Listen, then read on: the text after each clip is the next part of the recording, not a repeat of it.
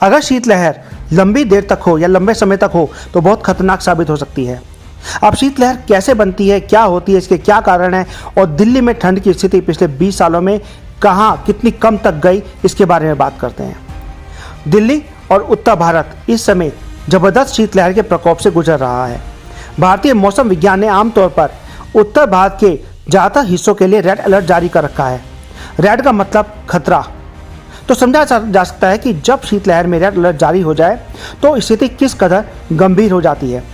केवल साल 2008 का ऐसा साल था जब 12 दिनों तक कोल्ड वेव यानी शीतलहर का प्रकोप उत्तर भारत में चला था। इसे लोग त्राही त्राही करने लगे थे। अगर ये लंबा टिके तो मानव स्वास्थ्य के लिए काफ़ी बड़ा खतरा साबित हो सकती है। अब क्वेश्चन ये आता है कि शीतलहर की स्थिति कब बनती है और टेम्परेचर से इसका क्या लेना देना है। जब ठंडी हवाएं तेज चलने लगती हैं और उसकी वजह से टेम्परेचर में न केवल तेज गिरावट होती है और कोई भी चीज़ इसके असर से बहुत तेज़ी से ठंडी होने लगती है, तो इसे शीतलहर कहा जाता है। हेल्थ के लिए बहुत खतरनाक मानी जाती है।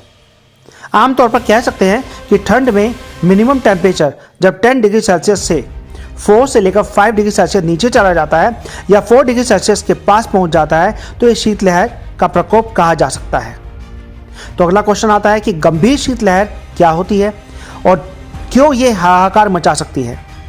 अब ये बहुत खतरनाक स्थिति होती है जबकि दिन का टेम्परेचर 2 डिग्री या इससे नीचे चला जाए और ठंड के समय और रात के समय न्यूनतम टेम्परेचर 6 से 7 डिग्री गिरे तो ये जबरदस्त शीतलहर होती है।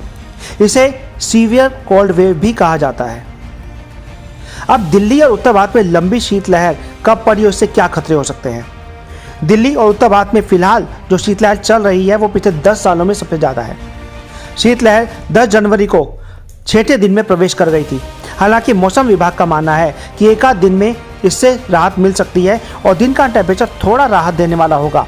इससे पहले साल 2001 में टेम्परेचर 0 डिग्री तक गिरा था। साल 2021 में टेम्परेचर 1.1 तक गिरा था, लेकिन इसके शीतलहर का समय बहुत लंबा नहीं था। अलबत्ता ये भी 6 दिनों तक बना रहा।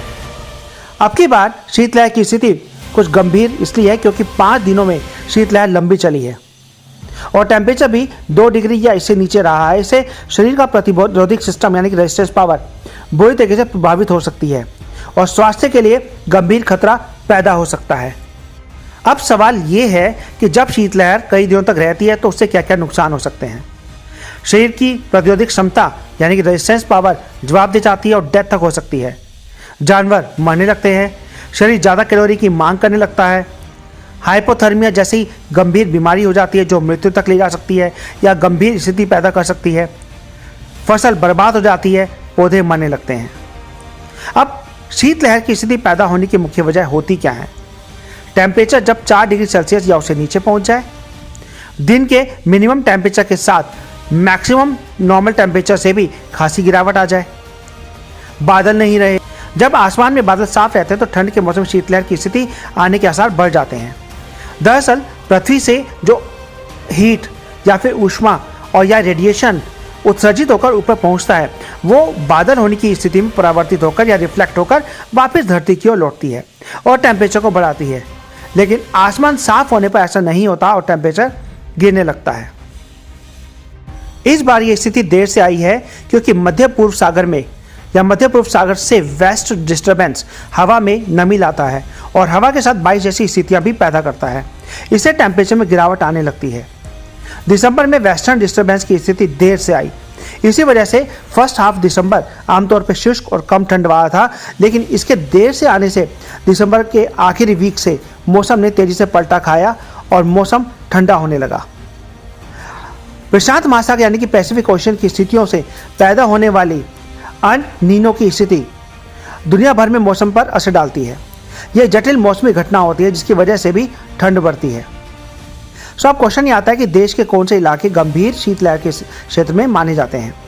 उत्तर भारत के मैदानी इलाके इसमें ज़्यादा आते हैं, जैसे पंजाब, हिमाचल, हरियाणा, उत्तराखंड, दिल्ली, उत्तर प्रदेश, राजस्थान, गुजरात, मध्य प्रदेश, बिहार, झारखंड, पश्चिम बंगाल, उड़ीसा और तेलंगाना वाले इलाके आते हैं। लेकिन आमतौर पर उत्तर भारत के राज्य इसकी जद में ज़्यादा आते हैं। अब भी जब उत्तर भारत और मध्य भारत में ठंड ज़्यादा महसूस की जा रही है, तो दक्षिण भारत इससे कमोवेश अछूता है, दूर है।